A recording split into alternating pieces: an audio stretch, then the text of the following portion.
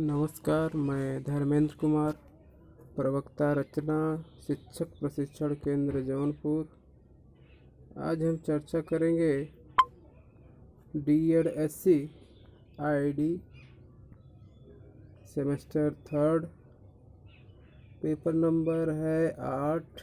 Paper का नाम है person with MR and associated disabilities, अर्थात मानसिक मंद व्यक्तियों और से संबंधित विकलांगताएं।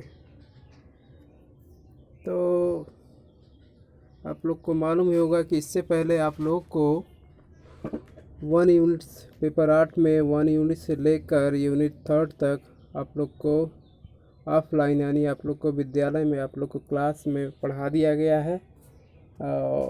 अब आप लोग को पेपर 8 का यूनिट 4 ऑनलाइन टीचिंग कराया जाएगा, मैं कराऊंगा आप लोगों को। तो यूनिट 4 में है एपिलेप्सी एंड ADHD, अर्थात जिसे हिंदी में हम क्या बोलते हैं, मिर्गी और ध्यान में कमी और अचंचल विकार। ठीक है। तो यूनिट 4 की सब यूनिट 4.1 में है concept and definition of epilepsy. ठीक है, concept and definition of epilepsy, जिसे हम हिंदी में क्या बोलते हैं, मिर्गी की अवधारणा और परिभाषा। तो सबसे पहले हम क्या पढ़ेंगे, मिर्गी की अवधारणा क्या है, अर्थात कंसेप्ट ऑफ एपिलेप्सी। तो मिर्गी को अंग्रेजी में एपिलेप्सी कहते हैं। एपिलेप्सी शब्द ग्रीक भाषा के एपिलेप्सिया शब्द से बना है, जिसका अर्थ होता है दौरा एवं झटका। शरीर के अन्य भागों के समान मस्तिष्क में रचनात्मक कोशिकाएं होती हैं, जिन्हें न्यूरॉन्स कहते हैं, जिन्हें हम क्या बोलते हैं, न्यूरॉन्स कहते हैं। मस्तिष्क की इन कोशिकाओं में विद्युत संकेत या धारा पैदा करने की क्षमता होती है। इन्हीं विद्युत संकेतों के माध्यम से शरीर के दूरस्थ भागों तक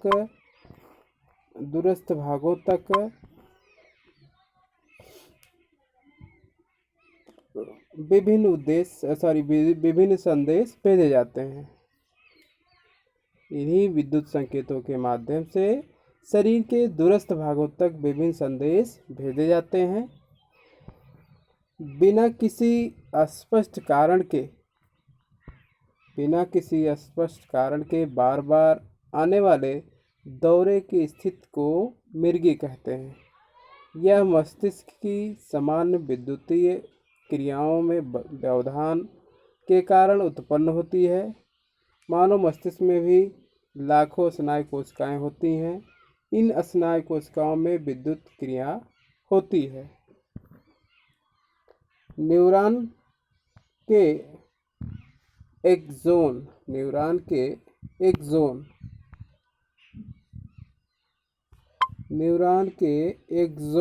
एवं डेंड्राइट्स के माध्यम से दूसरी कोशिकाओं में विद्युत प्रवाह होता है। इन विद्युत आवेगों से सूचना एवं एक कोशिका से दूसरी कोशिकाओं में जाती है। इन कोशिकाओं में उपस्थित रासायनिक द्रव्य को न्यूरोट्रांसमीटर क्या बोलते हैं, न्यूरोट्रांसमीटर कहते हैं। यह रासायनिक द्रव्य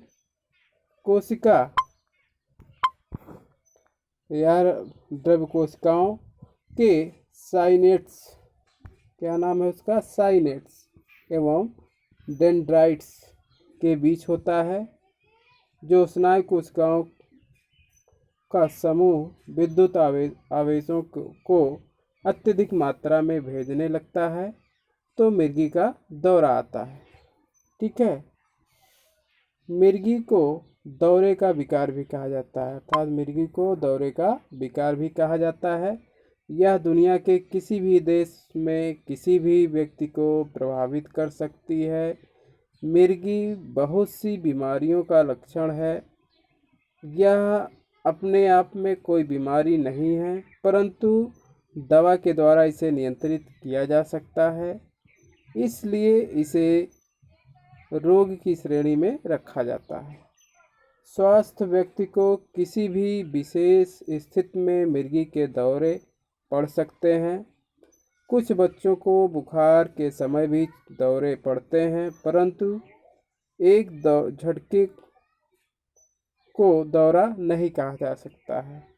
ऐसा माना जाता है कि सामान्य जनसंख्या के लगभग 2% लोगों को मिर्गी के दौरे पड़ते हैं। कितने परसेंट? 2% लोगों को मिर्गी के दौरे पड़ते हैं, परंतु स्नायु तंत्री अक्षमता एवं मस्तिष्क की चोट वाले व्यक्तियों में इसकी संभावना अधिक होती है। ठीक है, इसकी संभावना अधिक होती है।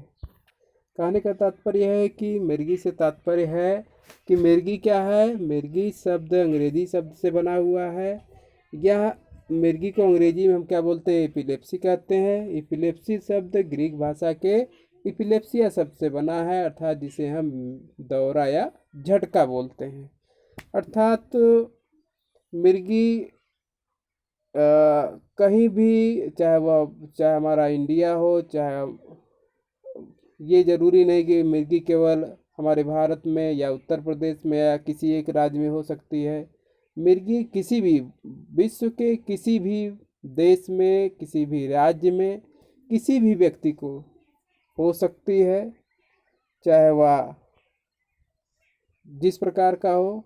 मिर्गी किसी भी व्यक्ति को हो सकती है, और स्वस्थ व्यक्ति को भी किसी विशेष स्थिति में भी मिर्गी के दौरे पड़ सकते हैं। अर्थात ये जरूरी नहीं कि जो हमेशा बीमार रहे या इनको कोई प्रॉब्लम हो तो उन्हीं लोगों को मिर्गी आती है, ज़रूरी नहीं। तो स्वस्थ जो व्यक्ति है, जो जिनको किसी प्रकार की प्रॉब्लम नहीं है, ऐसे व्यक्ति को भी जब किसी विशेष परिस्थिति में ही मिर्गी के दौरे पड़ सकते हैं। कुछ बच्चों को, जैसे मान लीजिए कुछ बच्चों को क्या होता है, मस्तिष्क की ज्वर या कोई और अन्य बुखार आ जाता है, तो उस समय भी क्या होता है, दौरे के झटके पड़ते हैं। तो इस जो 1-2 बार झटके आते हैं, तो इस कंडीशन को हम क्या कहते हैं? मिर्गी नहीं कह सकते हैं। ठीक है, ऐसा माना जाता है कि जनसंख्या में लगभग कितने परसेंट लोग? 2% लोगों को मिर्गी के दौरे पड़ते हैं।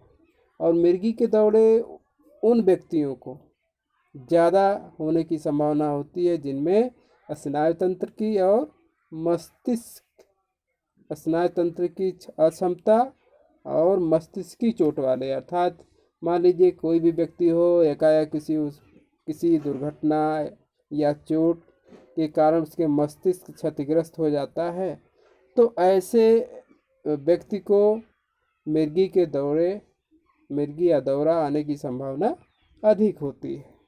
ठीक है, तो अब हम चर्चा करते हैं कि मिर्गी के परिभाषा क्या है। ठीक है, तो आइए हम देखते हैं मिर्गी की परिभाषा क्या है। तो इसको किसके अनुसार है? एपिलेप्सी फाउंडेशन ऑफ अमेरिका के अनुसार दर्शाया गया है।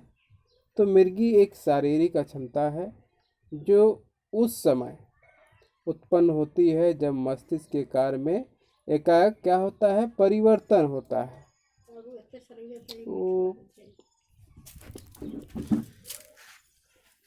परिवर्तन होता है जब मस्तिष्क की कोशिकाएं ठीक से कार्य नहीं करती है, तो व्यक्ति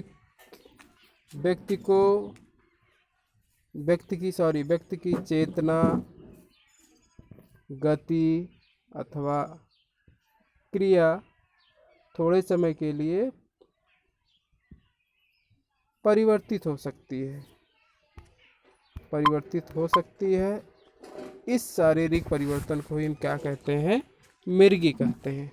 अर्थात एपिलेप्सी फाउंडेशन अकॉर्डिंग के अनुसार उन्होंने क्या कहा है कि मिर्गी एक ऐसी शारीरिक अवस्था है जो उस समय उत्पन्न होती है जब मस्तिष्क में मस्तिष्क के कार्य करने में एकाएक कोई न कोई उसमें परिवर्तन हो जाता है। अर्थात जब मस्तिष्क कार्य करता है उस समय एकाएक कोई दबाव या कोई एकाएक कोई इसमें एक परिवर्तन हो जाता है। तो इस कंडीशन में क्या होता है, मस्तिष्क की कोशिकाएं ठीक से कार्य नहीं करती हैं। अर्थात जब भी मान लीजिए कोई भी व्यक्ति है, कोई भी कार्य कर रहा है और एकाएक उसके मस्तिष्क में कोई परिवर्तन हो जाए, किसी कारणवश हो जाए, तो इस समय क्या होता है कि मस्तिष्क की जो कोशिकाएं होती है वो कार्य करना बंद कर देती है, कार्य सही तरीके से नहीं कर पाती हैं। तो उस व्यक्ति को क्या हो जाता है, चेतना मतलब उसको पता नहीं होता है कि क्या हो रहा है मेरे साथ, क्या नहीं हो रहा है, अथवा क्रिया थोड़े समय के लिए क्या होती है, परिवर्तित हो सकती है। तो इस कंडीशन में जो शारीरिक परिवर्तन होता है उसे ही हम क्या कहते हैं, मिर्गी कहते हैं। ठीक है। मिर्गी एक ऐसी विद्युतीय गड़बड़ी है जो मस्तिष्क कोशिकाओं से निकलने वाले अनियमित आवेशों के कारण होती है। ये विद्युतीय आवेशों अचानक क्यों बार बार उठते हैं। ठीक है। यदि इतिहास देखा जाए तो हिप्पोक्रेट्स, कौन है, हिप्पोक्रेट्स ने भी इसका वर्णन किया था और इसका कारण मस्तिष्क से ही बताया था। अर्थात जो ऐतिहासिक थे, राइटर थे, हिप्पोक्रेट्स ने भी इसका जो मेन कारण बताया वह मस्तिष्क ही बताया। अर्थात उनका कहना था कि जो भी मिर्गी या दौरा आता है उसका रीजन क्या होता है, मस्तिष्क में कोई न कोई गड़बड़ी या कोई न कोई परिवर्तन होने के कारण ही व्यक्ति को मिर्गी या दौरा आता है। ठीक है। अब हम चर्चा करते हैं मिर्गी के लक्षण। जैसे हर प्रॉब्लम के कुछ ना कुछ लक्षण होते हैं, हर बीमारी के कुछ न कुछ लक्षण होते हैं, उसी प्रकार से मिर्गी के भी कुछ समान लक्षण होते हैं जिसके बारे में हम चर्चा करेंगे। ठीक है। तो मिर्गी के दौरे के प्रकार के आधार पर दौरे के अलग अलग लक्षण दिखाई दे सकते हैं, परंतु दौरे के कुछ समान लक्षण इस प्रकार से देखे जा सकते हैं जो निम्नलिखित हैं। कहने का तात्पर्य है कि मिर्गी भी कई प्रकार की होती है ना। तो जो अलग अलग टाइप्स के होते हैं, जो प्रकार के होते हैं, उनके अलग अलग लक्षण भी होते हैं, है ना। परंतु हम यहाँ पे सामान्य जो लक्षण होते हैं उनके बारे में हम चर्चा करेंगे। ठीक है। जैसे मिर्गी भी दो प्रकार की होती है, ग्रांड माल और पेटिट माल। ठीक है। तो हम जो समान लक्षण होते हैं उसके बारे में हम चर्चा करेंगे जो इस प्रकार से है। तो पहला लक्षण जो है वह है दौरे अचानक तथा क्षणिक होते हैं। अर्थात जब किसी व्यक्ति को दौरा या मिर्गी आता है तो वह क्या होता है, अचानक हो जाता है, उसको पता नहीं चलता है कि कब आएगा दौरा। उसे अचानक एक बैग, मतलब नॉर्मल व्यक्ति रहेगा या कोई कार्य कर रहेगा या करते रहेगा या बैठे रहेगा तो या चलते रहेगा, एकाएक उसको क्या होता है, दौरा आ जाता है। और कितने मात्र, क्षणिक मात्र, मतलब बहुत ज़्यादा समय के लिए नहीं होता है, थोड़े समय के लिए होता है, कुछ मिनट के लिए दौरा आता है। ठीक है। दूसरा है दौरे आने पर व्यक्ति कहीं भी किसी भी समय अचानक ज़मीन पर गिर जाता है। अर्थात जब भी बच्चे को या किसी व्यक्ति को दौरा आता है तो वह ये ज़रूरी नहीं होता कि वो किसी एक अलग स्थान पे गया तो वहीं पे दौरा आएगा। या दौरा जब व्यक्ति कहीं भी गया, चाहे घर पे हो या घर के बाहर हो, चाहे वो मार्केट में हो, चाहे किसी भी जगह पे हो, उसे दौरा आ सकता है। वह अर्थात वह जब आने के बाद वह क्या पड़ता है, ज़मीन पर गिर सकता है। ठीक है। नेक्स्ट है कुछ क्षण के लिए उसे पूरे शरीर में अकड़न या तनाव होता है। अर्थात जब दौरा आता है तो कुछ क्षण के लिए, मतलब कुछ समय के लिए, कुछ मिनट के लिए उसके शरीर में, पूरे शरीर में क्या हो जाती है, अकड़ जाती है, मतलब तनावग्रस्त हो जाती है, मांसपेशियां तनावग्रस्त हो जाती हैं, पूरा शरीर अकड़न हो जाती है। ठीक है। नेक्स्ट है इस दौरान चीख, शरीर का नीलापन, पेशाब निकल आना, जीभ कट जाना इत्यादि होता है। अर्थात जब व्यक्ति को या बच्चे को दौरा आता है तो उस समय क्या होता है, दौरे के दौरान व्यक्ति की शरीर में नीलापन, अर्थात शरीर में कुछ उसके जो बॉडी होती है उसमें कुछ नीलापन हो जाता है और उसको पेशाब अपने आप हो जाता है, उसको आभास नहीं होता कि पेशाब हो गई है, अपने आप पेशाब निकल जाती है, जीभ कट जाती है। या कुछ लोगों को तालू बैठ जाता है। जिस कंडीशन में वह है उस कंडीशन में पड़ा रहता है, उसको कुछ आभास नहीं होता है। ठीक है। नेक्स्ट है मरीज प्रायः बेहोश हो जाता है, अर्थात जब भी किसी व्यक्ति या बालक को या बच्चे को दौरा आता है तो वह क्या हो जाता है, कुछ क्षण के लिए वह बेहोश हो जाता है। ठीक है। नेक्स्ट है मुंह से झाग निकलने लगता है। कहने का तात्पर्य है कि जब बच्चे को या व्यक्ति को दौरा आता है तो उसके मुंह से क्या निकलने लगता है, झाग निकलने लगता है। तरल पदार्थ मुंह से, मतलब पानी की तरह, साबुन के वो गाज की तरह उसके मुंह से निकलने लगता है। तो इस लक्षण को देख कर समझ जाना चाहिए कि इस व्यक्ति को मिर्गी या दौरा पड़ रहा है या हो रहा है। ठीक है। लास्ट में है दौरे के बाद अत्यधिक सुस्ती तथा सिर दर्द होता है। और क्या लास्ट में लक्षण है कि जब भी दौरा आता है किसी बच्चे या व्यक्ति को, तो दौरा आने के बाद, मतलब जब भी दौरा आया उसके बाद जब वो होश आता है, जब उसको याददाश्त आती है, मतलब या उसको जब होश आ जाता है, तो उस कंडीशन में क्या होता है कि उसकी शरीर अत्यधिक क्या होती है, सुस्त हो जाती है। मतलब बॉडी जो होती है वो सुस्त हो जाती है तथा उसके सर में हमेशा दर्द बना रहता है। ठीक है। तो आज हम लोगों ने क्या क्या पढ़ा है, आप लोग को क्या पढ़ाया गया है कि मिर्गी की अवधारणा क्या है तथा मिर्गी की परिभाषा क्या है और मिर्गी के लक्षण कौन कौन से होते हैं, इसके बारे में चर्चा हो गई है। तो इस टॉपिक से संबंधित अब आप लोगों को 2 क्वेश्चन दिया जा रहा है, जिसे आप लोग अपने नोटबुक में नोट कर लें।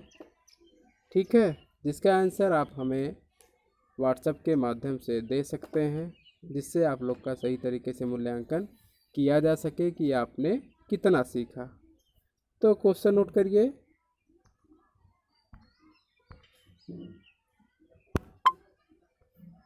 मिर्गी की अवधारणा क्या है, चर्चा कीजिए। एक बार दोबारा क्वेश्चन को नोट करें। मिर्गी की अवधारणा क्या है, चर्चा कीजिए। नेक्स्ट क्वेश्चन है मिर्गी की परिभाषा क्या है तथा इसके लक्षण कौन कौन से